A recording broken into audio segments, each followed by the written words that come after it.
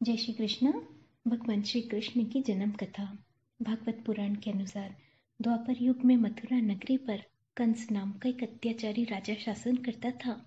अपने पिता राजा उग्रसेन को गद्दी से हटाकर वह स्वयं राजा बन गया।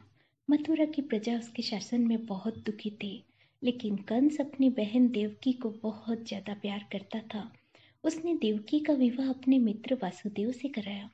जब वो देवकी और वासुदेव को उनके राज्य से ले जाकर जा रहा था, तभी एक आकाशवाणी हुई कि हे कंस, जिस बहन को तू उसके ससुराल छोड़ने जा रहा है, उसके गर्भ से पैदा होने वाली 8वीं संतान तेरी मौत का कारण बनेगी। आकाशवाणी सुनकर कंस क्रोधित हो उठा और वासुदेव को मारने आगे बढ़ा। तब देवकी ने अपने पति के प्राणों की रक्षा के लिए कहा कि उनकी जो भी संतान जन्म लेगी उसे वह कंस को सौंप देगी। कंस ने बहन की बात मानकर दोनों को कारागार में डाल दिया। कारागार में देवकी ने एक एक कर 7 बच्चों को जन्म दिया, लेकिन कंस ने सभी का वध कर दिया। हालांकि 7वीं संतान के रूप में जन्म शेष अवतार बलराम को योग माया के संकर्षित कर माता रोहिणी के गर्भ में पहुंचा दिया था, इसीलिए बलराम को संकर्षण भी कहा जाता है। आकाशवाणी के अनुसार माता देवकी की 8वीं संतान के रूप में स्वयं भगवान विष्णु ने कृष्ण अवतार के रूप में पृथ्वी पर जन्म लिया। उसी समय माता यशोदा ने एक पुत्री को जन्म दिया।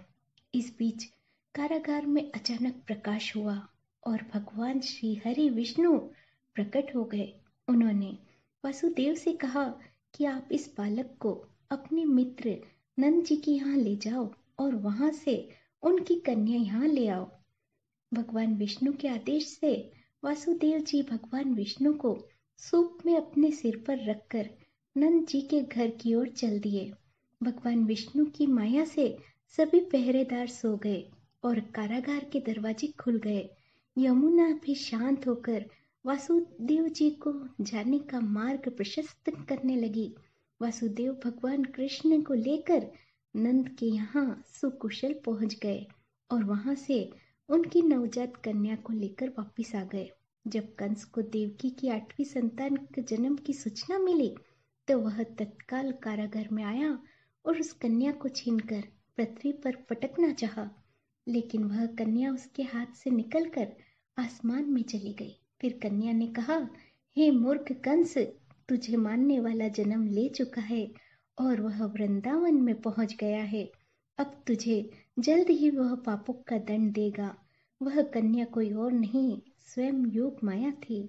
जय श्री कृष्ण।